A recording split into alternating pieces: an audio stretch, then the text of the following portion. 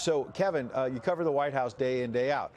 On one hand, yeah, at these summits, you always want to carefully prepare and you want to have all the ducks in a row. Yeah. On the other hand, as you know better than anyone covering this White House, this is a White House that the president likes to go with his own playbook, as you see his motorcade pull up now. Sure. And so we got to be ready for anything. Well, the unpredictability is what makes this president so unique. This is my third administration. I covered Bush, I covered Obama, now Trump, unlike any other, to be sure. But I would always add this. One of the things that makes this president not only interesting to cover, but I think more importantly for the American people, one that you want to listen to carefully is you never know exactly what he's thinking. Sometimes it's a little sleight of hand. Hey, look over here. In the meantime, he's working in the background. So and that unpredictability, by the way, might have been what got Kim Jong Un to the table in the first place. Precisely. Because he did not know exactly what the president meant with fire and fury. He had an idea that it might mean military action, but then when you look at what he did in Syria, that might have opened the eyes of Kim Jong Un, President Xi in China and others about this president meaning business in terms of following up on military action if it's threatened. So just to reset here, we are in Hanoi, day 2 of the second summit between President Trump and Chairman Kim.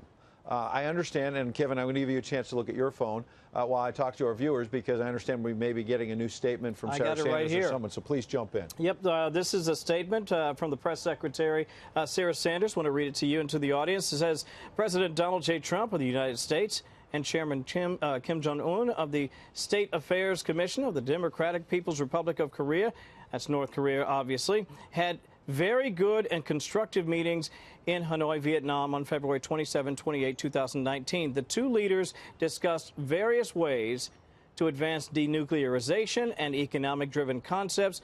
No agreement, this is key, no agreement was reached at this time, but their respective teams look forward to meeting in the future. That a statement from Sarah Sanders. So our initial reaction, just to get the breaking news that you just heard from Kevin Cork, White House Press Secretary Sarah Sanders now telling the world there is no deal, there is no agreement between these two leaders. The White House trying to put the best face on it by saying these were productive talks, which very well may be true in terms of making progress in private.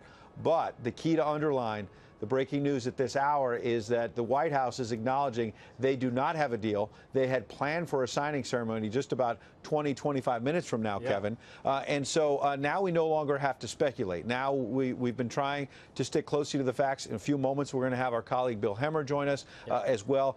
We are putting the whole team together here, breaking through the night with this coverage. But these are the facts. The White House and the president's going to have a chance to make his case, perhaps, for why you could still make progress even if you don't have a deal. Correct. And when she says we look forward to the next summit, they're leaving the door open to more talks. But they wanted to go home with something when you schedule a signing ceremony, and that's been canceled. When you talk about flying halfway across the globe, 8,000 miles, you don't want to go home empty-handed, obviously. But I think more importantly, if you're President Trump, you want to be able to communicate not just to North Korea, but to our allies and our partners in the region, South Korea, Japan, and even more importantly, perhaps, communicate to China and to Russia that this is an entirely different era. This is a new time in the world, and we are taking small steps toward making that happen.